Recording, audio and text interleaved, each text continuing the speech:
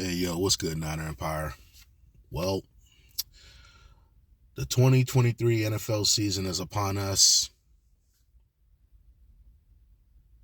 Finally get to work in a few days, and I've had more than enough time to reflect on this off season, and it's been a crazy one.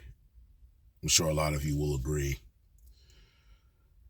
With the quarterback situation, the distraction with that,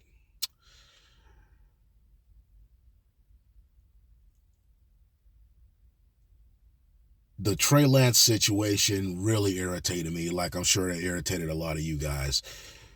Not necessarily because we invested a whole bunch of draft capital back in 2021 just to get him and it didn't work out.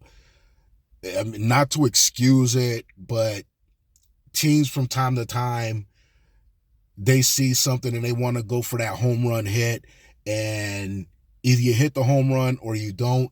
We didn't. So that is what it is. I mean, we just got to cut our losses. But what pisses me off about that is the way we handle it. When Lance got, when they said Trey Lance was going to be the third stringer, and neither Kyle Shanahan or John Lynch automatically came out and gave their explanation. Instead, at the first press conference after that practice, you got Fred Warner and Javon Hargrave answering questions, and they don't even play the position. Honestly, to me, that was not a bad look. And then a couple days later, he gets traded to the Dallas Cowboys. And I'm not going to lie, I had flashbacks to back in 92. Different scenario, different situation. But when we traded Charles Haley to the Dallas Cowboys, and how did that work out? I'm not saying that's going to happen with the Trey Lance there, but nobody knows yet what this kid can do. I mean, he has the tools, he has the potential, and now it's all about, can he get some playing time and try to put that all together? That remains to be seen. But yeah, that just wasn't a good look. That just was not a good look, but it is what it is. What are you going to do? And then, of course, the Nick Bosa situation. Now, for a majority of the training camp in the preseason, I haven't really worried about it. I figure someone's going to get done eventually, but here it is, 4 days until we kick it off, and this boy still ain't signed.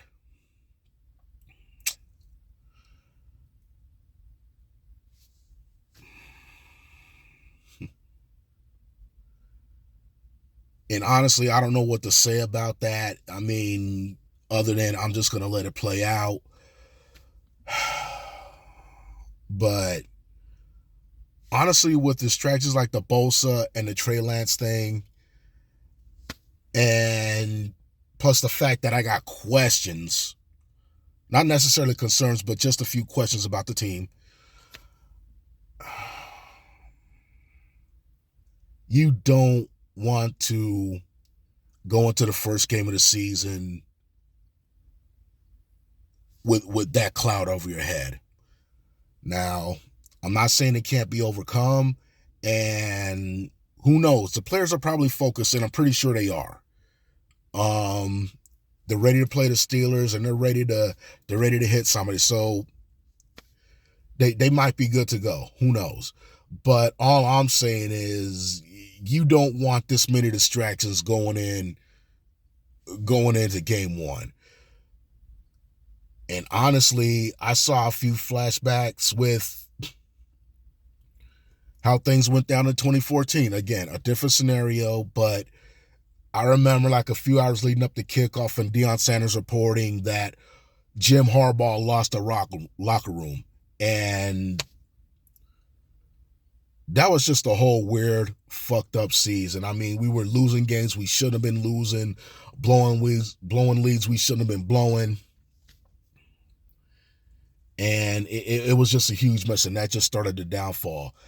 And not saying that's going to happen this season, but I just see some similarities right there. Now, the few questions I have concerning this team is I don't understand why we didn't address the right tackle position. I like Colton Kivitz, but I still need to see more from him. I feel more comfortable with him as a backup. The rest of the offensive line, I'm not that much worried about, but it's that right side of the line that really has me wondering, can McKivitz hold his own? Because Sunday you're going to be going up against the likes of TJ Watt. Can McKivitz step up to the challenge? That's what I'm wondering. And then, of course, there's the kicker situation, which we're going to see how that plays out too. I like Jake Moody, but now, like I said in my last video, he has huge shoes to fill. I mean, his first game against the Raiders, he missed a couple field goals, and then the game against the Broncos, made the game-winning field goal, made like 2 or 3 field goals, but missed an extra point, and then had a little, I think it was a quad injury, and his status is up in the air for Sunday, but it seems like it's leaning towards that he's going to play. Can you be the next Robbie Gould? I mean, he's been making his kicks in practice and everything, the long distance ones. Now, can he translate that to real game situations when we need it? If he can do it, great.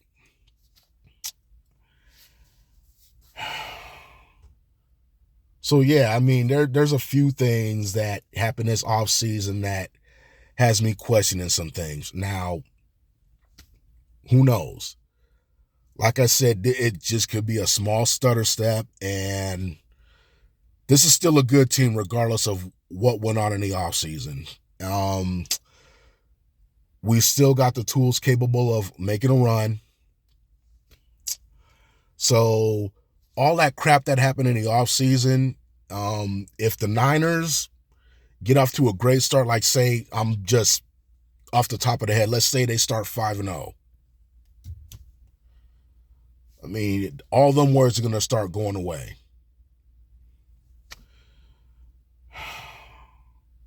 I will say this, though. It would have been nice to have Nick Bosa this Sunday, but that looked like that's not going to happen. But even without Bosa, I know this team is capable of beating the Steelers. Not going to be easy. They have a great defense, some offensive weapons, like Najee Harris, a couple decent wide receivers. I mean, hopefully we don't make the same mistake like last season where we just came out flat against the Chicago Bears. I mean, what I saw with Brock Purdy, it looked like he's continuing from where he left off from last season. So that's a good sign. Hopefully get the running game going, keep the Steelers off balance. And then, defensively, do what we need to do.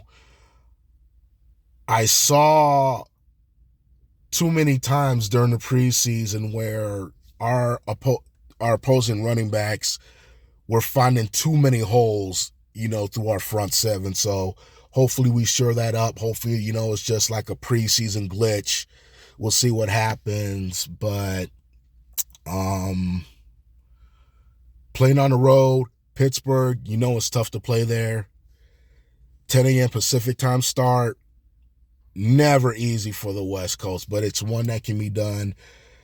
This is a veteran team that's been there before. So, again, we're very capable of winning this game, even without Nick Bosa, though I'd like to have him. But We can't fuck around. We got to go in there. We got to handle our business and look out for one another, and then just take it from there. And that's about it. All right, and that's pretty much all for me. Just want to get on here real fast and do my little pregame thing. Give my thoughts about Sunday, thoughts about this team. I'm pumped, ready for the quest for 6. Hopefully we can get it done. But it's gonna take everybody, all 53 players, the coaching staff. We got to make it happen, and the time is now. All right, Niner Empire.